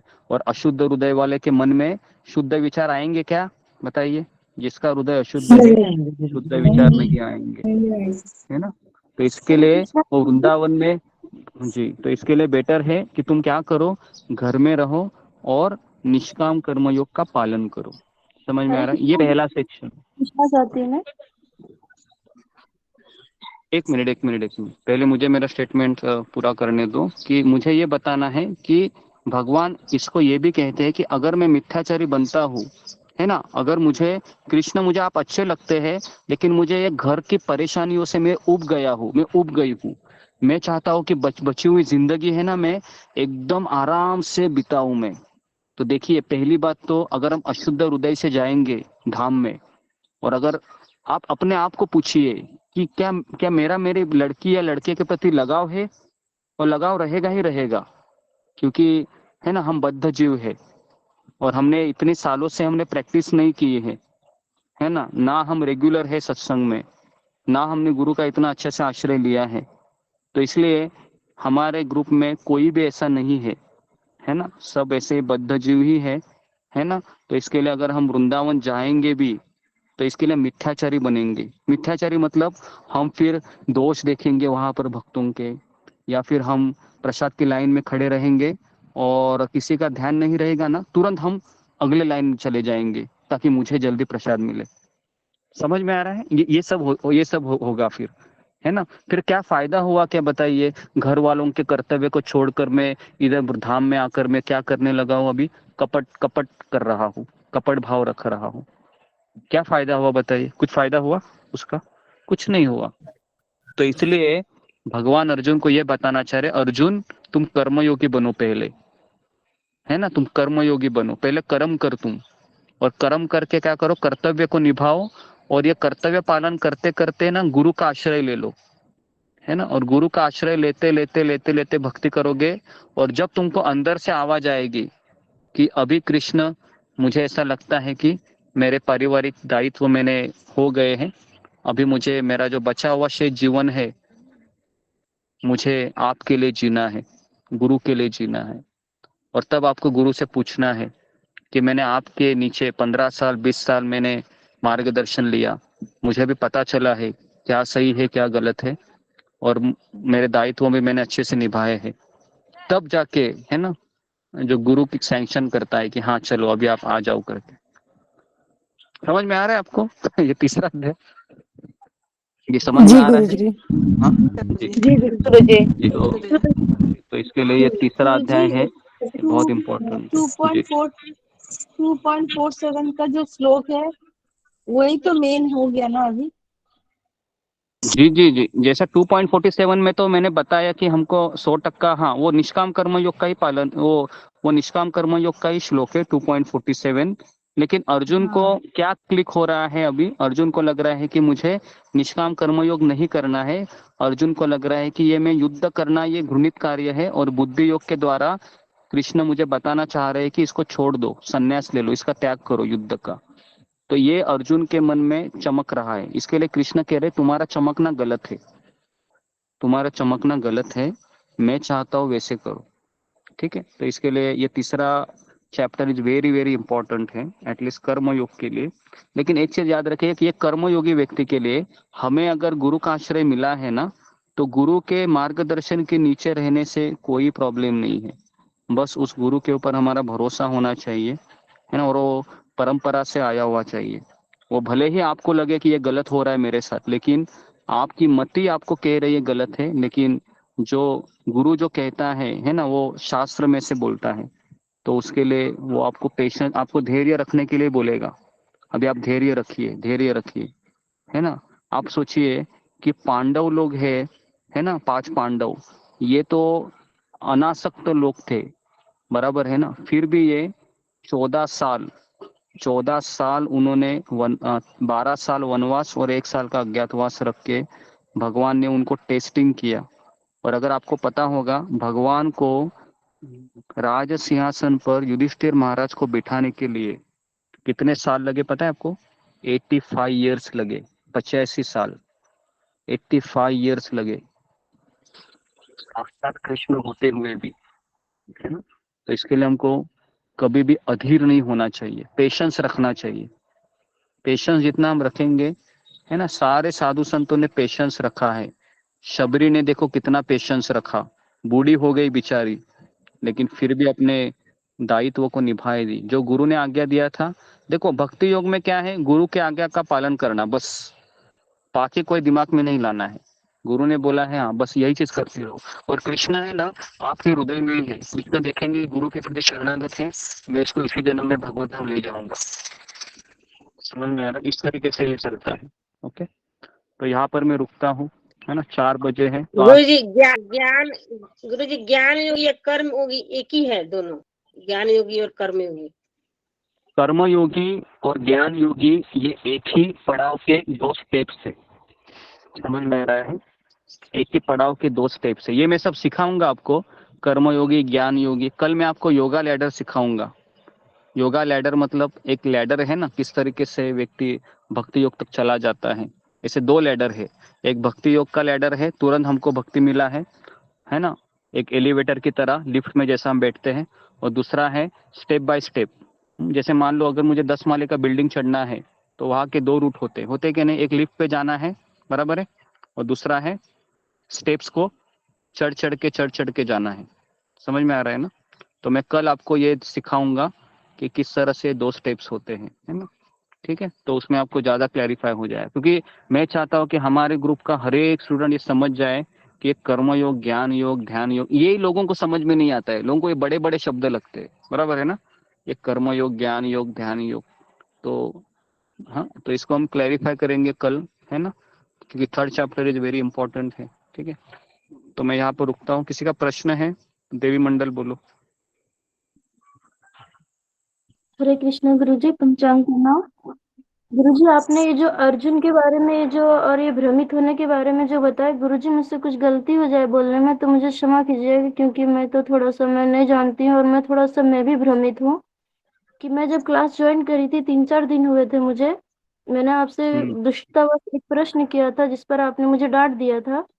तो वो चीज मुझे अभी भी समझ में नहीं आई है और वही चीज मैं फिर से आपसे पूछना चाहूंगी। अगर मुझसे कुछ बोलने में गलती हो जाए, थोड़ा सा समय भी लगेगा शायद, तो ये मेरे को अभी भी मेरे को ये है कि आप मुझे क्या, हम लोग को क्या सिखा रहे हैं कि हम कमजोर बने, डरपोक बने, या फिर माला जप करके ये करे, या हम पर कोई प्रहार करे तो हम उसका बचाव ना करें, या फिर कोई जैसे मैंने यहाँ पर आपको क्या क्या बताया था?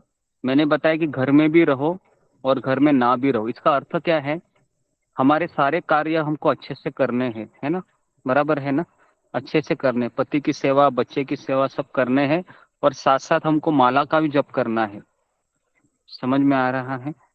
तो इसलिए अगर ये जो बीच का जो मार्ग है ना, ये भगवान हमको बताना चाह रहे हैं। एक बद्ध जीव का मन क्या कहता है?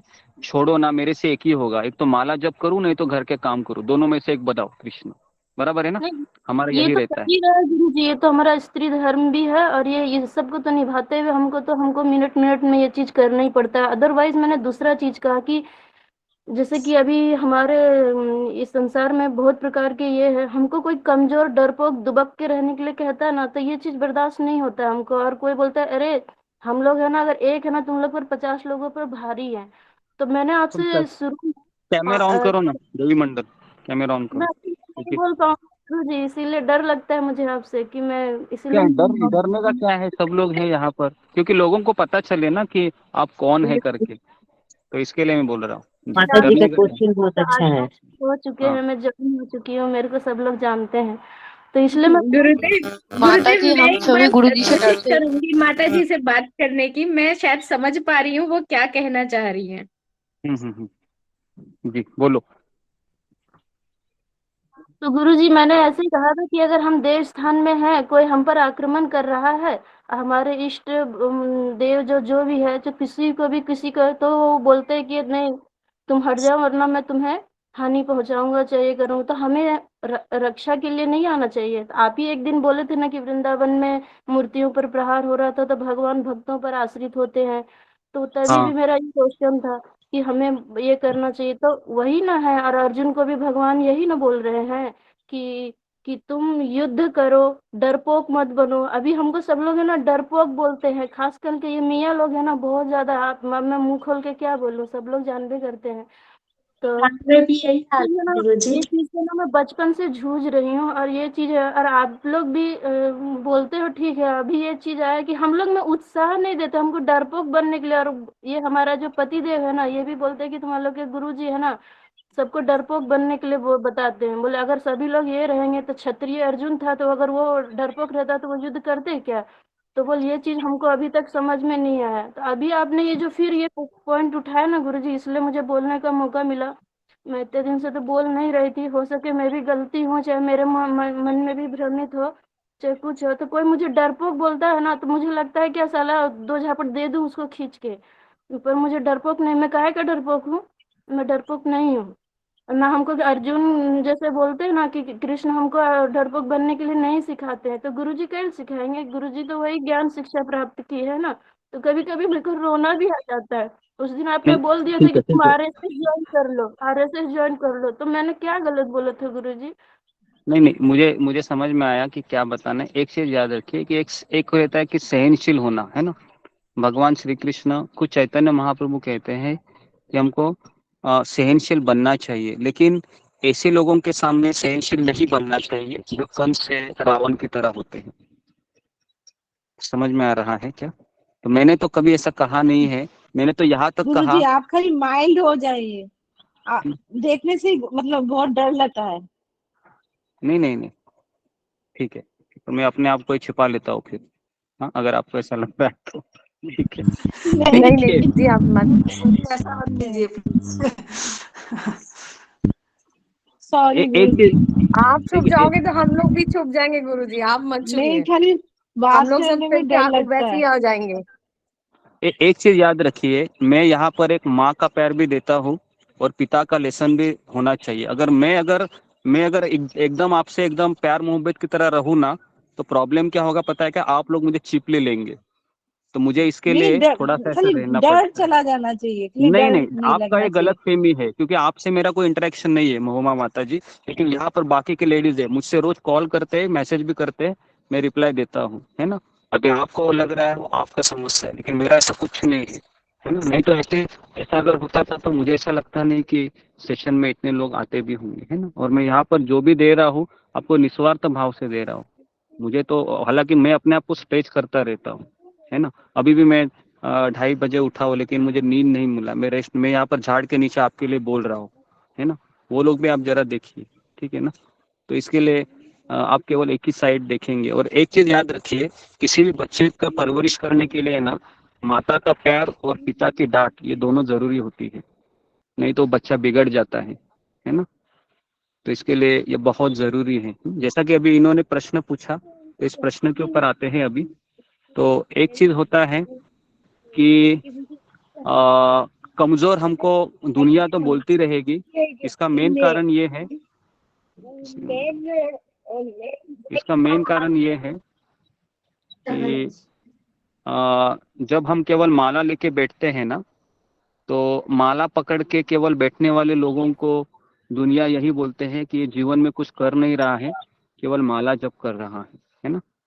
2 घंटा ये सुबह सुबह, उल्टा अच्छा है कि कई लोग कहते हैं कि है ना कि किसी गरीब की सहायता करो ना 2 घंटा, ये माला पकड़ के क्या होने वाला है, ऐसे भी लोग बोलेंगे आपको, है ना, ऐसे बोलते भी है, हमने सुना है ऐसे, है ना। तो एक चीज याद रखिए, इस संसार के लोग जो गीता नहीं पढ़ते हैं, जो अपने जीवन में भगवान को नहीं स्वीकार किए हैं, ऐसे लोग हमेशा आपके ऊपर निगेटिव शब्दों से प्रहार करते रहेंगे। लेकिन अगर आप उत्तेजित होते हैं तो इसका अर्थ क्या है, आप अपने जिंदगी का रिमोट कंट्रोल उनको देते हैं। फिर वो आपको, एक बार उनको पता चला ये बोलने से ये देवी मंडल माता जी एजिटेट होती है, तो फिर वो क्या करेंगे, वही बटन दबाते रहेंगे, टिक टिक टिक टिक टिक टिक टिक टिक, और देवी मंडल माता जी फिर ऐसे कमजोर हो जाएगी, है ना। तो इसके लिए देखो, इस संसार के लोग हैं ना, हमको उकसाएंगे, मुझे भी उकसाते हैं, ऐसा नहीं है ना। मैं तो सब कुछ अभी छोड़कर आप लोगों के, है ना, सबको ऐसे प्रचार करता रहता हूँ, मेरा काम ही यही है। तो मुझे कई लोग बोलते हैं कि ये क्या कर रहा है तुम, इतना मर्चेंट नेवी इंजीनियर बना है, इतना बड़ा सैलरी था, ये क्या कर रहा है तुम, केवल गीता ज्ञान देने से क्या होता है। तो मुझे बताइए, मुझे कितने लोग कमजोर बोलते रहेंगे, समझ में आ रहा है ना। आप तो एक स्त्री है, मैं तो एक पुरुष हूँ, मुझे लोग कितने कमजोर बोलते रहेंगे। लेकिन प्रॉब्लम क्या है कि हमें अपनी जिंदगी का रिमोट कंट्रोल किसी दूसरे के हाथ में नहीं देना है। अगर आपने एक बार दे दिया, उनको जब पता चला है ना कि इनको ये बोलने से ये व्यक्ति है, ये एजिटेट होता है, उत्तेजित होता है ना, तो फिर वो क्या करेंगे, वही बटन दबाते रहेंगे। और अगर मान लो आपने 2 झापड़ उसको दे दिया, तो पहला पता है सवाल क्या रहेगा, तुम गीता पढ़ती हो, माला करती हो, तुम्हारे पास कुछ पेशेंस ही नहीं है, ये पहला उनका रहेगा तुम्हारे ऊपर, है ना। तो इसके लिए ये हमारा संप्रदाय है नहीं। मैं समझ रही हूँ। मैंने दूसरा चीज ये पूछा था आपसे कि जैसे हम जिस चम्मच से खाना बनाते हैं, उसी चम्मच से हम 2 लगा सकते हैं उसको जो हमारे नहीं, घर पर, हमारा घर जला रहा है, हमारा ये कर रहा है। ये परिवार की बातें नहीं मैं बोल रही हूँ, आत्मरक्षा की बात बोल रही हूँ कि हमें कोई डरपोक पहली ना बात तो बोले। मैं देखिए, ये चीज कोई अगर देखो कोई बोल रहा है ना, तो हमारा काम क्या है, हमने यहाँ पर क्या सिखाया है कि सहनशीलता का अर्थ क्या है। अगर हम भक्तों के लिए, जैसे मैंने उपदेशामृत में भी बताया था, क्रोधित कब होना है, जब कोई भक्तों के ऊपर आलोचना करता है, जब गुरु के ऊपर आलोचना होती है, जब कृष्ण के ऊपर आलोचना करते हैं, निंदा करते, तब हमें गुस्सा होना है। बराबर है, बताया था।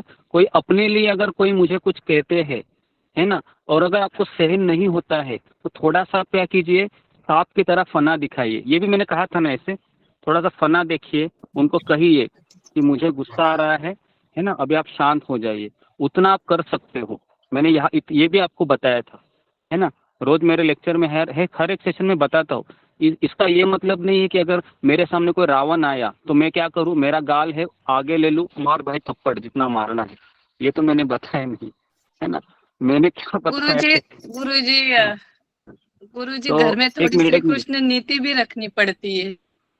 एक मिनट मैं क्या बता रहा हूँ आप समझिए, है ना। मैं यहाँ पर ये बताना चाह रहा हूँ कि आप सब लोग लेडीज है, वो लेडीज पति के ऊपर आश्रित होती है, बराबर है ना। आश्रित होते कि नहीं, वो आश्रित होती है। अगर आपके पति है कुछ आपको अलग तरीके से बोलेंगे तो आपको सुनना ही पड़ेगा, फिर आपको गीता के प्रवचन भी आपको भूल जाना पड़ता है, बराबर कि नहीं, होता है ऐसे। जी गुरुजी। बराबर है, क्योंकि आपका पति आपको खिला रहा है, मैं तो यहाँ पर प्रवचन दे रहा हूँ, तो बात समझिए। तो इसके मैंने बार बार बोला है, आपके घर वालों को आपको खुश करके ही आपको ये करना है। कैसे करना है वो आपका प्रॉब्लम है, बराबर है ना। आपके पतियों को कैसे खुश करना है, कैसे जिम्मेदारी करना है, ये आपका प्रॉब्लम। उसको मैं थोड़े आऊंगा करके ले कि भाई आप बोल रहे आशीर्वाद दीजिए आशीर्वाद दीजिए, आशीर्वाद देने से तो होगा, वो शॉर्टकट लगता है वो, है ना। लेकिन आपको प्रयास भी तो करना चाहिए, है ना।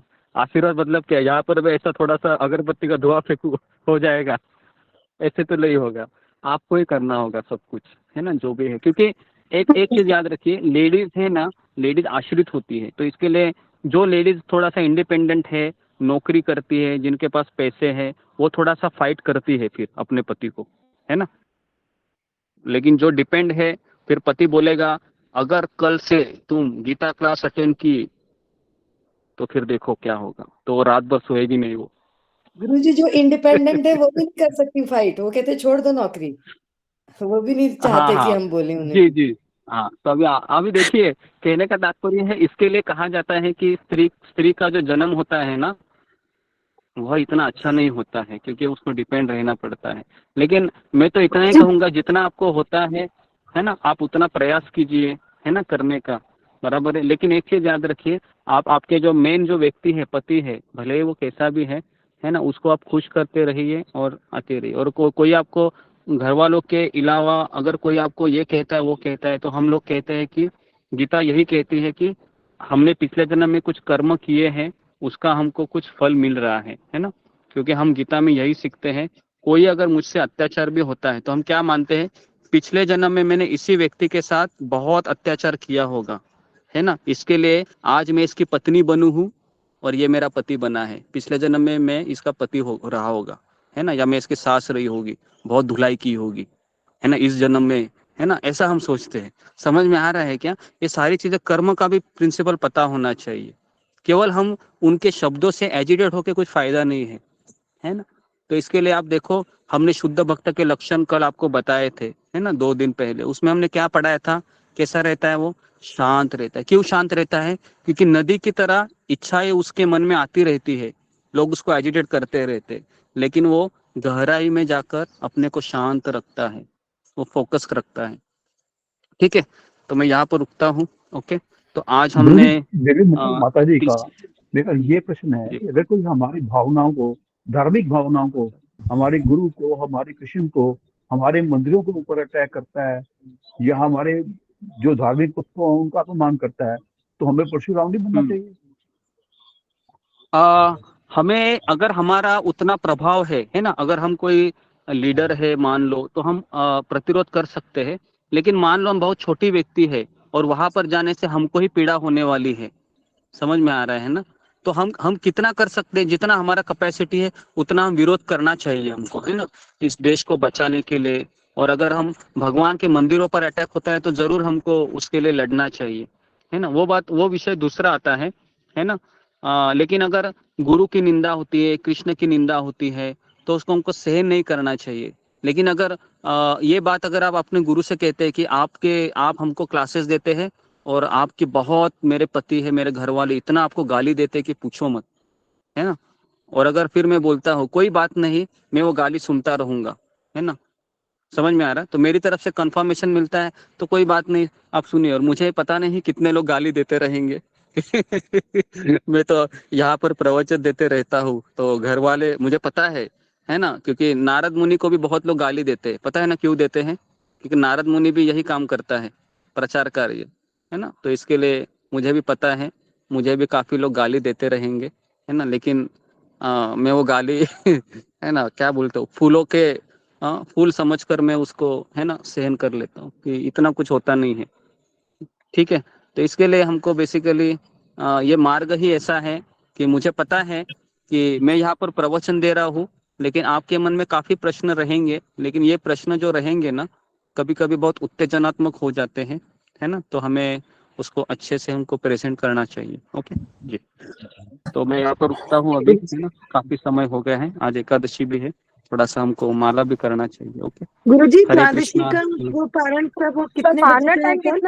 हाँ, पारना टाइम है 6:30 बजे से लेके है। 1 मिनट में पारना टाइम, उसमें मैं आपको ग्रुप में भेज देता हूँ, है ना, एक इसमें ये करके पोस्टर डाल देता हूँ मैं, या सो कोई राधिका माता जी डालेगी पोस्टर। मेरे पास एक पोस्टर है जिसमें पारना टाइम लिखा हुआ है, ठीक है, तो मैं उसमें भेज दूंगा आपको। ओके, फास्टिंग रहेगा? गुरुजी ग्रुप में डाला कल हुआ है, पोस्टर डाला हुआ है गुरुजी। हाँ, 6-5 से लेके 10-23 तक है, किसी ने लिखा हुआ है ना। तो जी, तो आप है वो वैष्णव ऐप रहता है ना, कैलेंडर ऐप, वो भी डाउनलोड कीजिए, वैष्णव कैलेंडर ऐप, इसमें भी रहता है। और नहीं तो अगर आपको इस्कॉन मंदिर में जाते हो तो कैलेंडर खरीद के लेके आइए, है ना, 100-150 रुपए का रहता है, तो उससे आपको ये सारी ये चीजें चिंता है मिट जाएगी। ठीक है, तो आज हमने केवल तीसरा अध्याय का मूल समझने का प्रयास किया। हम कल आपको हम योगा लैडर बताएंगे कि कैसे ये कर्म योग, ज्ञान योग होता है। एक चीज याद रखिए, अगर कुछ नहीं समझ में आता है तो इतना ही याद रहिए कि मुझे घर में ही रहना है, लेकिन घर के जो अपेक्षाएं हैं उनसे मुझे धीरे धीरे अपने आप को दूर रखना है। और अगर मेरे साथ कोई अगर अन्याय भी होता है तो हमें अपने आप को ये प्रश्न पूछना चाहिए कि मैं कृष्ण को छोड़कर इस संसार में क्यों आई, है ना। मैं कृष्ण को छोड़कर इस संसार में क्यों आया, वही तो मेरा सबसे बड़ा गलती था। अभी उस गलती के लिए लोग मुझे यहाँ पर क्या क्या बोल रहे हैं, अभी क्या करूं मैं, क्योंकि मैं कृष्ण के पास अच्छे से था, है ना। तो ये हमें अपने आप को सवाल करना चाहिए हमेशा। तो इसके लिए अगर ये हम सवाल करते हैं अपने आप को, तो हम कभी भी अपने आप को ये नहीं करेंगे, मतलब दुखी नहीं होंगे। क्योंकि मैं तो अपने आप को यही सवाल करता हूँ जब भी दुख आता है कि मैं कृष्ण के पास था, अच्छे से सेवा कर रहा था, लेकिन मैं इस संसार में क्यों आया, क्यों मैंने कृष्ण को छोड़ा। तो इसलिए मुझे अभी दुख मिल रहा है, तो मैं क्या करूं, है ना।